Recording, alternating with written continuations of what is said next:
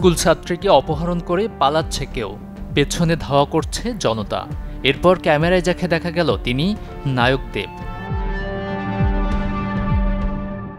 হাতে বন্দুক, তবে কোনো হিরো সুলভ চেহারা নয়। নোংরা জামা প্যান্ট, বড় চুল আর একটু ভবঘুরে লুকে এ কেমন দেব? প্রশ্নের উত্তর পেতে অবশ্য দেখতে হবে 1 মিনিট 22 সেকেন্ডের একটি টিজার। দুর্গাপূজা উপলক্ষে প্রকাশ্যে টলিউড অভিনেতা দেবের নতুন ছবির টিজার।